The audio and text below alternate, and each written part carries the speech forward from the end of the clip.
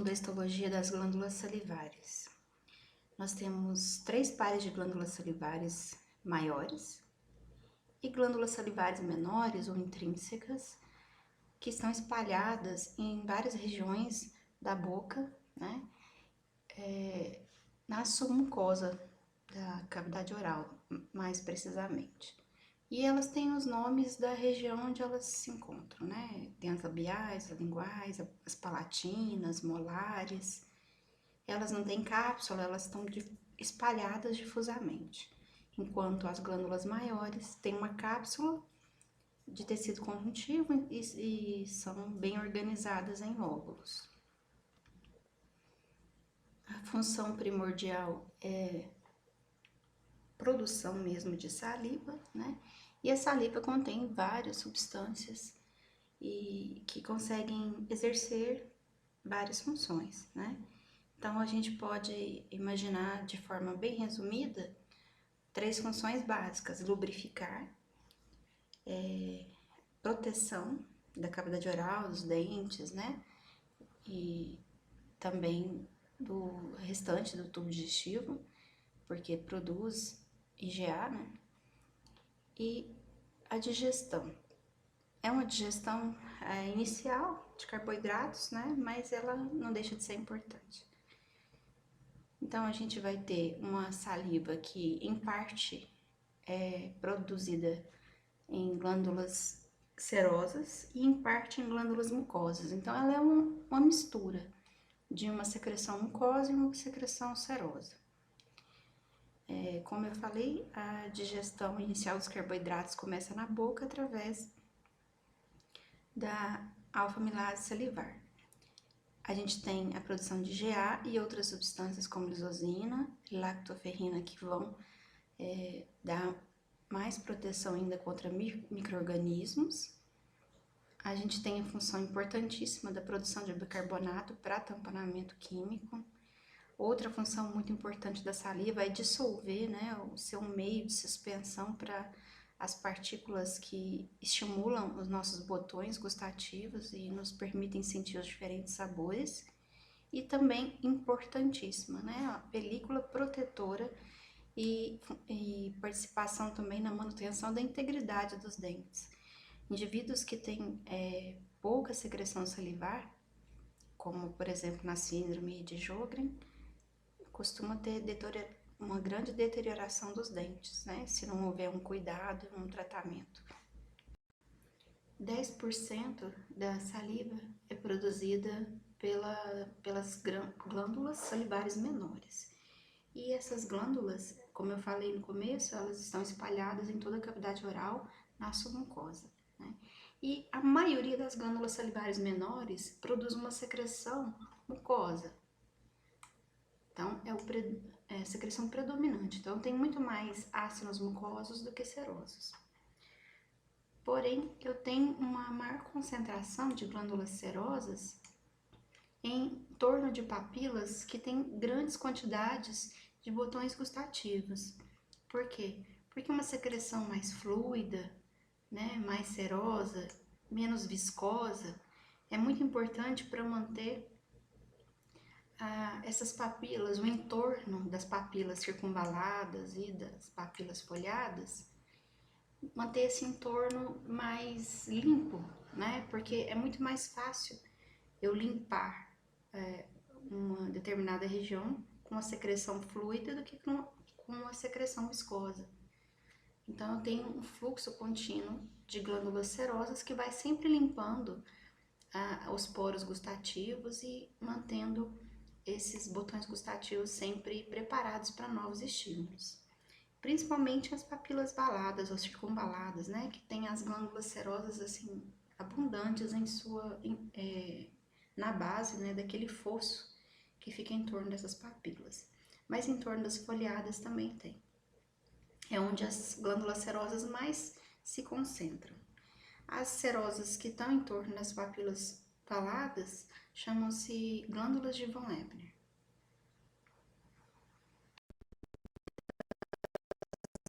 As glândulas salivares, tanto menores quanto maiores, é formada por um ácido e um sistema de ductos, que vai drenar a saliva e também modificá-la. Então, aqui umas imagens mostrando a presença das glândulas salivares, né? Então, elas estão espalhadinhas nas regiões variadas da boca, né? Aqui labiais, palatinas, faríngeas, tem as molares, então elas estão por toda parte. E aqui um exemplo da histologia, né? Então, glândulas salivares menores predominam os ácidos serosos, né? Então, a gente vai ter simplesmente um predomínio muito grande de uma secreção serosa, e a carinha dos ácidos serosos é essa, né? É uma célula clarinha, cheia de grânulos de mucina e um núcleo bastante basal, assim, rechaçado para a base, como a gente vê aqui. Então, todo esse material lilás dentro e fora da célula é mucina. Esse tecido linfóide difuso aqui é bastante comum, tem muitos linfócitos e muitos plasmócitos nas glândulas salivares, isso é normal, tanto nas menores, em torno delas, quanto nas maiores. Então, aqui a gente vê, por exemplo, uma região que tem dos dois tipos, para a gente poder comparar, né? Na língua a gente tem um predomínio das mucosas, mas também a gente tem as glândulas serosas, né? Na aula em que eu falo de língua, a gente viu que essas traves, assim, de músculo, né? Essas feixes, na verdade, de músculos em várias direções são típicos da língua, né? O músculo estriado esquelético. Aí a gente vê que também tem muito tecido gorduroso. Então, esse aqui, o mais claro aqui não é glândula mucosa, não. É tecido adiposo. As glândulas são essas aqui. Nesse aumento eu não consigo reconhecer se elas são mucosas ou serosas, porque o tom do citoplasma e o núcleo não me ajudam muito. Mas aqui a gente vê a diferença bem gritante, né? Entre as serosas, e essa coloração é para marcar muco, né? Tá bem rosado. E, desculpa, tô doida. Essa coloração não marca muco, não. Ela tá parecendo um carmim, mas não é. Essa coloração aqui deve ser HE mesmo, e aí a gente tem um predomínio mesmo dos grânulos de secreção de proteína, só que aqui não tá dando para ver. E aqui as mucosas, então só para comparar a diferença, né, da aparência das glândulas mucosas com as serosas, mas a gente vai ver várias outras imagens. Aqui, por exemplo, né, então em torno das papilas circunvaladas, né, a gente tem um fóssil, né, então aqui tem um, aqui tem outro, essa papila pegou só um pedacinho dela. Então todas essas regiões aqui, ó, elas são essas mais escuras são acúmulos de glândulas salivares menores serosas. Então, elas têm um citoplasma de longe um pouco mais escuro, enquanto que as mucosas são assim, ó, os arranjos das glândulas mucosas. Então, o predomínio é de glândulas mucosas em toda a boca, né? Então, por isso que no resto da região da língua a gente vê mais glândulas mucosas. Porém, aqui a gente está vendo glândulas serosas porque eu tô em torno, né? Eu tô nas proximidades de uma papila circunvalada, duas, aliás. Então, aí eu tenho as glândulas de von Ebner, que são essas mais escuras, que são serosas. E aqui uma imagem mais próxima de uma glândula serosa, né? Os ácidos serosos, eles têm um tom mais escuro e a gente vê umas granulações, uns pontinhos mais escuros, né? São os grânulos de zimogênio. E aqui a gente vê bem as células dos ductos, né? Então, a gente vê os ductos saindo aqui desses ácidos, né? Eles vão saindo de cada ácido e vão se reunir nesse ducto maior, que provavelmente vai desembocar no lume da cavidade oral. Ou dentro da cavidade oral, que é melhor dizendo, né? Já as glândulas salivares maiores, elas vão produzir a maior parte da saliva, né? 90% da saliva. E elas são diferentes, elas têm uma cápsula de tecido conjuntivo e essa cápsula emite septos, né? E esses septos vão dividir essas glândulas em partes que a gente chama de lóbulos. E os ácidos podem ser tanto serosos quanto mucosos ou seromucosos, mistos, né?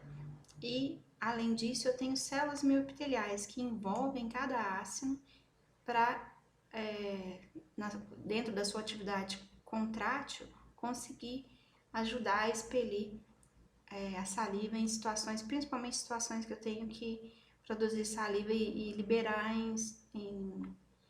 como que eu posso dizer? Rapidamente, né? Numa situação em que eu tenho que liberar saliva mais rapidamente. Quando a gente está salivando, por exemplo, quando vai chupar um limão, a gente sente até um pouco de dor, assim, né? Uma ardência na região aqui da parótida, e porque exige uma liberação rápida de saliva. E aí eu tenho um sistema de ductos ramificados que vão levar a saliva até a cavidade oral. Então aqui a gente tem as 3 glândulas salivares, são 3 pares, a parótida e a submandibular ficam na verdade fora da cavidade oral, enquanto que as únicas, né, o par que fica dentro da cavidade oral é da sublíngua. Eu tenho um ducto único para parótida, um ducto único para salivar e vários pequenos ductos na sublíngua. Então, você vê que tem várias regiões aqui, são os lóbulos, né, da glândula. Lembra até um pouco o pâncreas, né, a aparência do pâncreas, mas é porque realmente é parecido. É um tecido conjuntivo que acaba emitindo septos e dividindo em lóbulos. E falando na cápsula, né, então aqui tá a cápsula. E aí ela emite esses septos aqui que vão entrando aqui para dentro, eu tô passando dentro deles, e vai dividindo a glândula em várias porções, né, vários conjuntos de ácinos e ductos.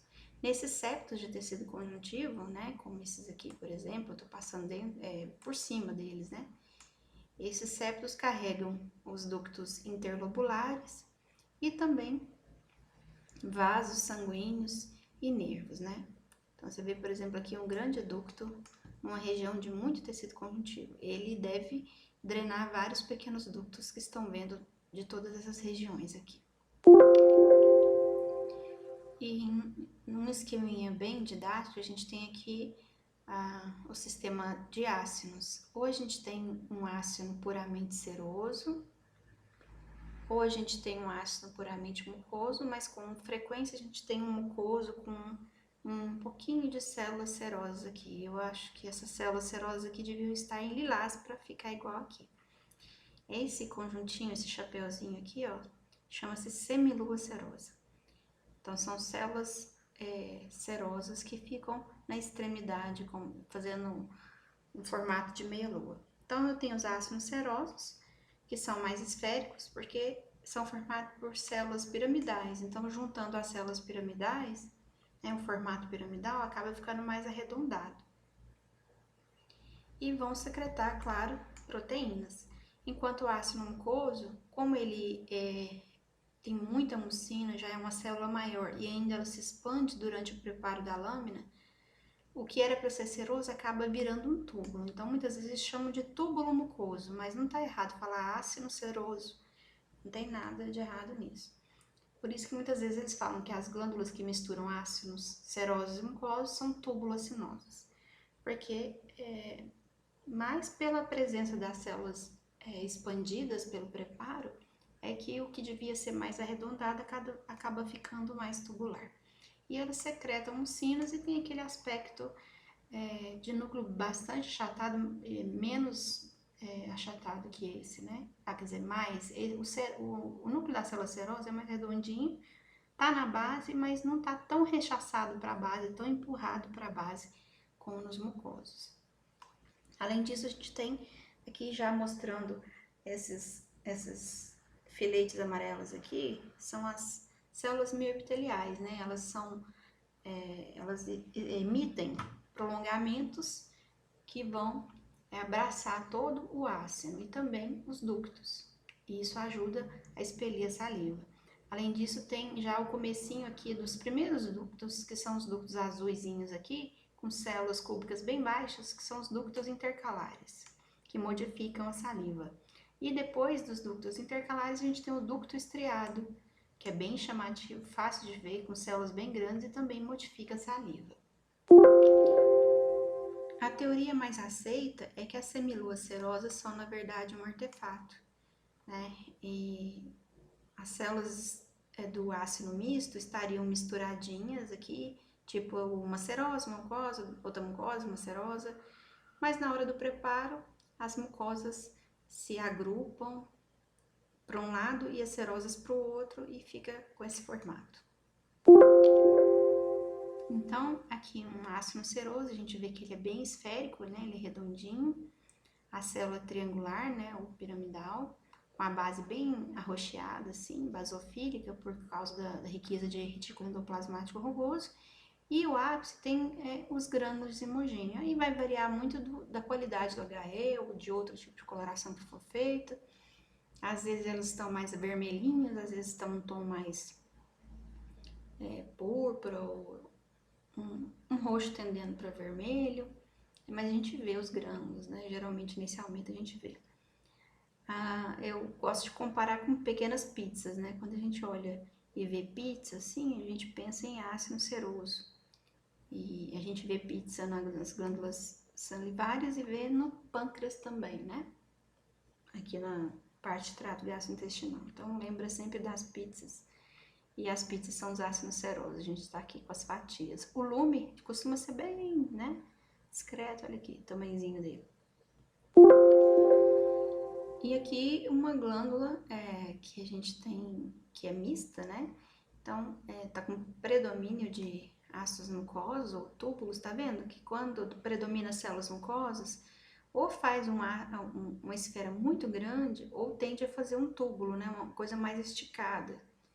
Mas eu acho que isso é detalhe demais, né? Você pode chamar de túbulo mucoso ou ácido mucoso. E tem semiluas serosas aqui, mas eu acho que tem uma imagem melhor que essa. Aí sim, essa é a imagem mais bonita, tá vendo? Então, aqui um ácido seroso, as pizzazinhas, e aqui a gente tem um ácido misto, outro tudo misto. Por quê? Porque eu tenho aqui as células mucosas predominando aqui nessa região toda, mas no ápice aqui, né, na extremidade dos ácidos, eu tenho um agrupamento de células piramidais serosas. Olha, fazendo tipo um chapéuzinho, uma meia-lua, que é a meia-lua serosa, que é aquele artefato que eu acabei de comentar. Então, essas são as tais semiluas serosas. As células mioepiteliais são células que têm bastantes ramificações, né? E a gente tem como se fosse uma célula que vai abraçando, né? O ácido e os ductos intercalares. A função é basicamente uma função contrátil, né? Então, aqui a gente tem, por exemplo, um ácido, né? E, muito provavelmente, essa célula que está aqui abraçando o ácido é uma célula mioepitelial. Essa seta está mostrando ela. E já começando aqui a falar do sistema de ductos, a gente tem os ductos intercalares, que são esses que essa seta aqui está mostrando, esse ducto aqui. Então, é um ducto que geralmente a célula dele é menor que as células dos ácidos que estão de permeio. E o citoplasma mais claro, né? Então, a gente vê um ducto que tem células com um aspecto cuboide, citoplasma claro, e geralmente o volume das células é menor que o volume das células dos ácidos aqui em torno. Enquanto que os ductos estriados, já adiantando, eles têm células muito grandes, bem altas, né? Tendendo a um cuboide alto, tendendo para colunar, e a gente tem a presença dessa formação de um ducto muito grande que chama atenção. E geralmente o ducto, quando cortado em corte assim transversal, ele é bem maior que os ácidos adjacentes. Os ductos intercalares, eles estão presentes nas glândulas salivares e também no pâncreas. E geralmente eles vão secretar bicarbonato, né? e absorver cloreto. E essa secreção de bicarbonato explica aquele efeito de tamponamento químico que a saliva tem. E nas glândulas mucosas, né, eu tenho ductos intercalares mais curtinhos e às vezes eles são menos visíveis. Então a importância deles é um pouco maior nos ácidos, nas glândulas que têm predomínio seroso.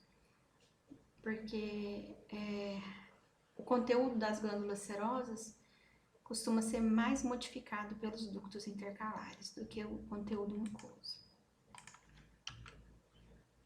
Então, aqui é a mesma imagem, né? O ducto intercalar tá aqui.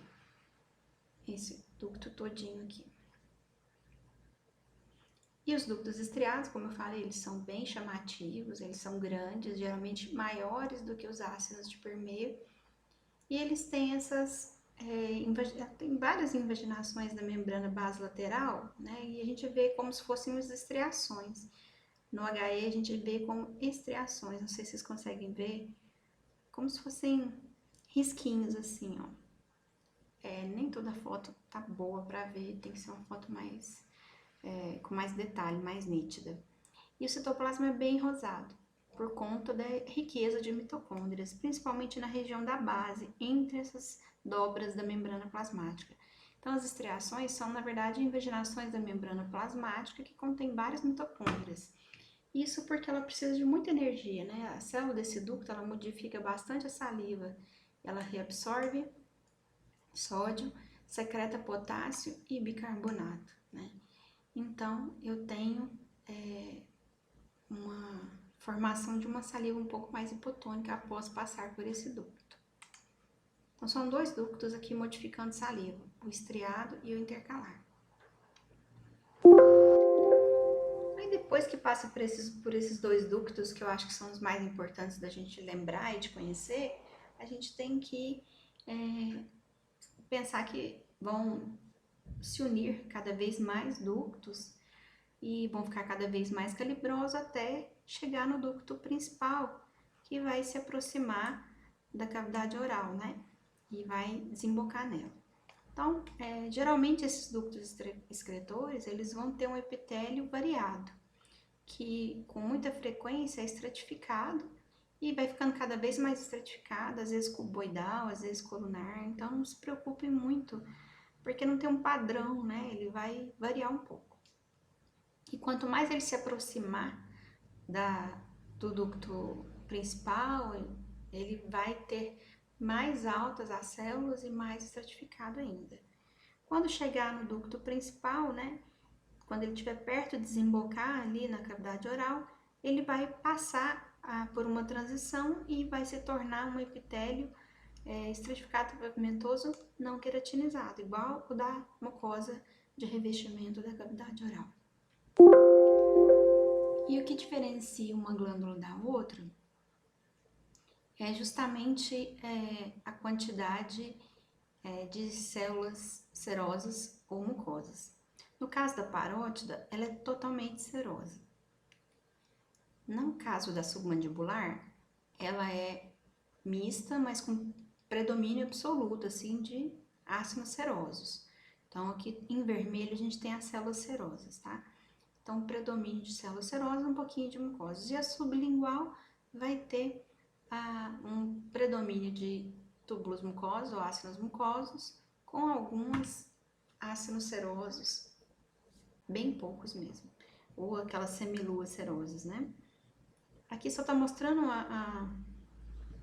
o ducto intercalar, o ducto estriado, o ducto excretor e a proporção em que cada glândula tem em relação ao comprimento desses três ductos, né? Então, o que eu falei lá no começo, ó, quanto mais eu tenho ácidos mucosos, menor é o ducto intercalar e estriado, na verdade os dois, né? Intercalar e estriado, porque não tem muita modificação de saliva, não a glândula com mais predomínio mucoso. Então, aqui a glândula parótida, a gente tem que ter cuidado, porque as glândulas salivares, né? Todos os órgãos, na verdade, têm muito tecido adiposo de permeio, assim, então a parótida não é diferente, ela tem bastante. Então, todas essas áreas mais clarinhas, cuidado para não confundir com tecido adiposo, desculpa, com ácido mucoso, né? Na verdade, isso aqui é uma parótida e tá com predomínio total, né, 100% de ácido seroso, e essas coisinhas brancas, elas não são ácidos mucosos, são tecido adiposo. Quando você olhar mais de perto, aí você vai ver, por exemplo, nessa coloração ficou meio estranha, né, muito clara, muito rosada, mas a gente vê os grânulos com muita facilidade, né? É fácil de ver, tá bonito para ver grânulos. Os núcleos não nem tanto. Os ácidos serosos bem bonitos, um ducto estriado, né? Como sempre, ele é maior que os ácidos em torno, e o ducto intercalar, que costuma ser menor que os ácidos em torno. Além disso, as estriações estão bem nítidas aqui no ducto estriado, né? E, como eu falei, elas são mais rosadas, mais eosinofílicas pela riqueza de mitocôndrias. Aí a gente olhando mais de perto, olha só, tecido adiposo é diferente de ácido mucoso, né? Tecido adiposo é basicamente, ele some, né? A célula do tecido adiposo, você nem vê aqui, nesse caso tá difícil até de achar o núcleo desse adipócito.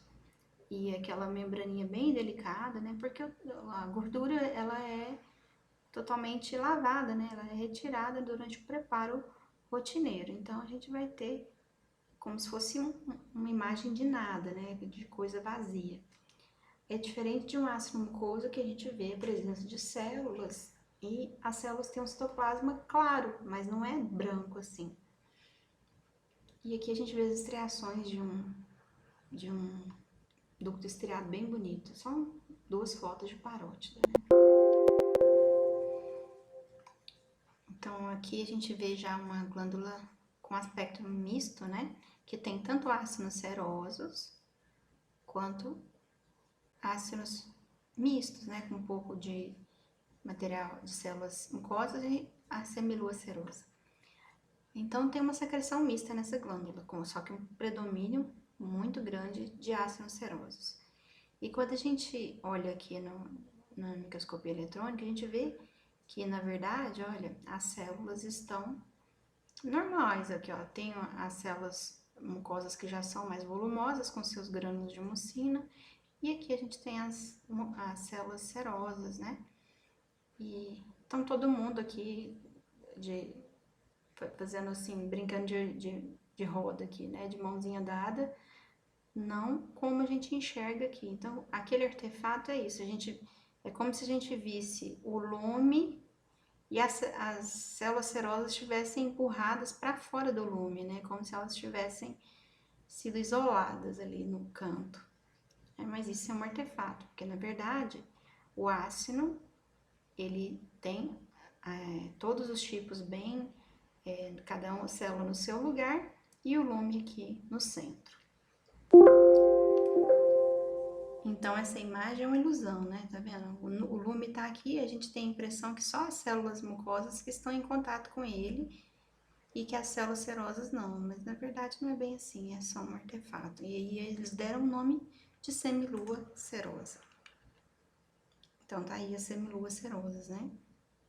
Duas delas. Mais uma vez, tá vendo? Uma célula com predomínio absoluto de ácidos serosos, e aqui a gente vê uns ácidos mistos, né? Alguns só mucosos e bem pouca quantidade. Então, se você vir um predomínio, uma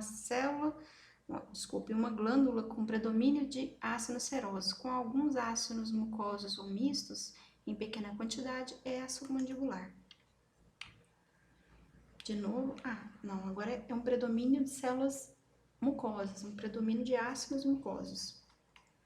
Então, quando a gente olha para um predomínio tão grande de ácidos mucosos com algumas semiluas serosas, a gente pensa na glândula submandibular. Quanto ao sistema de ductos, é a mesma coisa nas três, com diferenças de proporção de comprimento, como eu já disse. Então, olha só, a gente tem um predomínio nas células sublinguais de ácidos mucosos, células mucosas, com algumas células serosas formando aquela semilua, né? além dos ductos estriados. Essa lâmina tá meio bagunçada na parte serosa, misturando um pouco com os ductos estriados, não tá muito bonita não. Então, olha, submandibular versus sublingual é fácil, né? Sublingual predomínio mucoso, nem apareceu nenhuma semilua serosa aqui. O que apareceu foi o músculo estriado que tinha na região ali onde foi retirada a glândula. E aqui, um predomínio seroso com alguns ácidos mucosos com semiluas serosas.